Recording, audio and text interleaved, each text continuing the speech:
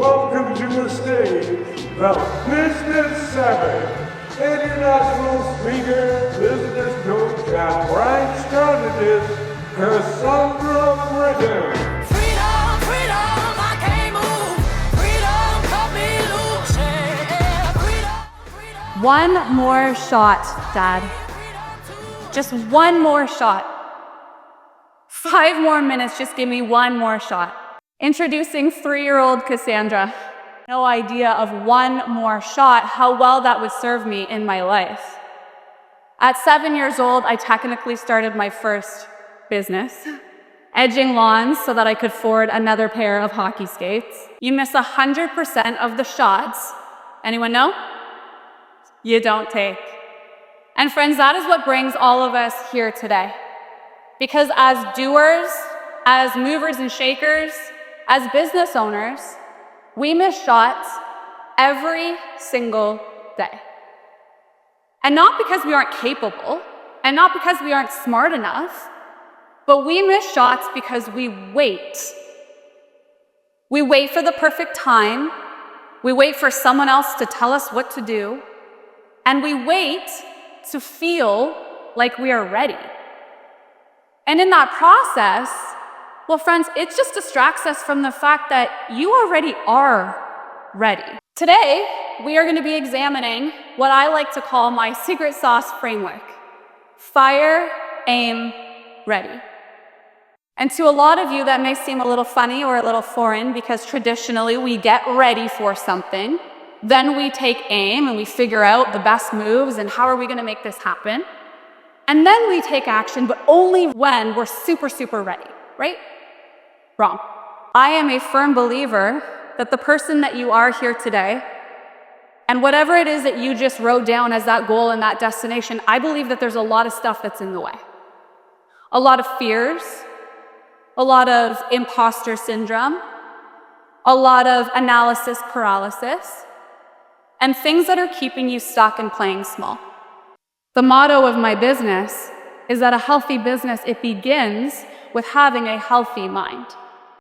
And there are a lot of things that stand in our way, but one of the biggest ones that I see is the 4-letter F word that is on the screen right now. No, it's not that F word, it's the one on the screen. And it's fear. But the thing about fear is that it's actually a mile wide. Some of you may have heard this, but it's like an inch deep. Can I tell you that my biggest fear growing up was public speaking?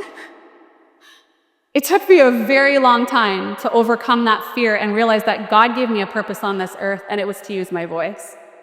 And as long as I stay scared and in the shadows and not stepping into that water, I will never step into my God-given purpose.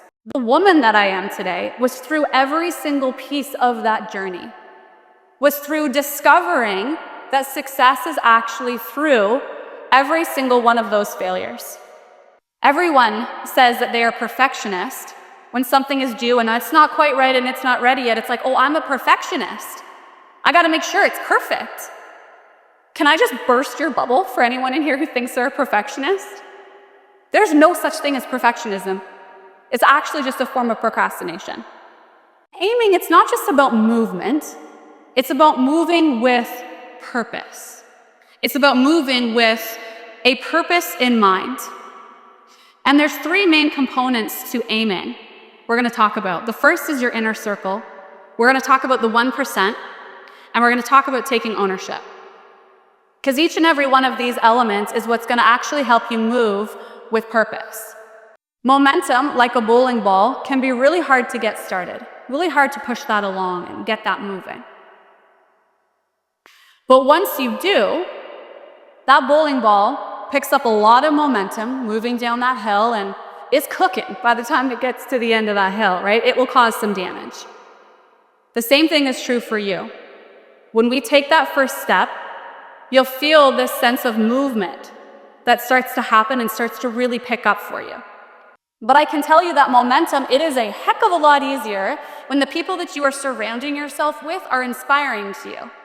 It is a lot easier to lose weight if the people in your life are getting up at 5 a.m. and working out, if they're choosing healthy meals over eating fast food, It's a lot easier for me to stick to those patterns when the people around me are doing the things that I'm trying to do.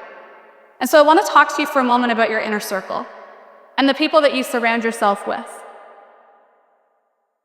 If you surround yourself with 5 bums, you will likely be the 6th bum. Whereas if you surround yourself with 5 millionaires, you will very likely be the 6th millionaire.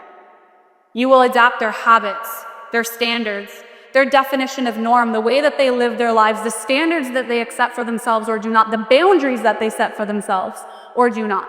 It becomes normal to you. And so you will adapt that into your life. The people that you choose to include in your inner circle, look at your phones, who you have pinned at the top of your phone. The people that you call the most, the people that you ask advice for. So think about, who are you going to for advice? Are you asking somebody who's done the thing that you're trying to do? Because that's really the only person, yourself and them, are the only people you should be asking. When I wanted to become a speaker, I hired myself a mentor. And I didn't just hire any mentor, because I know if I'm going to learn from somebody and if I'm going to ask advice from somebody, I want someone who's done the thing that I am trying to do. Because I'm on a mission. And not everyone's going to come on that mission with you, and that's okay. But I found my people. I put myself in rooms where I was the smallest fish because I wanted to learn. And if I'm the biggest person in that room, I'm not really learning anymore. So take a look at your inner circle. If you're trying to build momentum, who are you surrounding yourself with? What types of conversations are you in? And the biggest thing that I've really noticed about the 1% or the people that are the most successful, it's not necessarily that they're smarter or more talented or any of that. They have a relentless commitment to their goals. It's almost impossible to build confidence when you're telling yourself every single day, I'm going to get up at 5 and I'm going to go work out. I'm going to get up at 5 and I'm going to go work out. I'm going to do it tomorrow. And then the alarm goes off and you snooze, snooze, snooze, snooze, snooze. And with every one of those snoozes, you just told yourself that you're not worthy of the life that you came here to create. Every single time that you are feeling that fear, and every single time that you are feeling unworthy and you are feeling scared and you are feeling like you are not ready, I want you to stand up, give yourself a bit of room from the people around you, and I invite you to open up your arms nice and wide. And in this stance, we turn our gaze to our left. And when we do so, we remember our left is where we used to be. Our left are all of our stories. This is everything that you've gone through to make you qualified to be in the position that you are right here, right now, today, making you ready. There are people that literally need you to stand in your confidence and to lead. And so every time you're feeling unconfident, we get up, we spread out our arms, we look to our left, and I remember that's where I came from. But I'm not there anymore. And then we gaze to our right, and we remember that in this beautiful journey, I've still got some growth to do. This is where we are headed. This is the knowledge that is left to come. This is the growth that I have left to do, but watch this. When I do this, I step into my growth, I take action, and I move. The people that I'm able to help and that I'm able to serve, it grows too. By you stepping into your confidence and into your power, the people on your left, it grows. And so you deserve it. You're never going to be 100% ready. But in this process, we become ready. And friends, I will leave you with this quote. Embrace newness. Immerse yourself into the learning process. You are only a beginner once for a little while. Let it humble and renew the patience that you have for the studious souls around you. Everyone is trying something for the first time. And the start, it only starts once. The beginning can be difficult, the middle can be messy, but the end will be beautiful. Thank you. Freedom, freedom.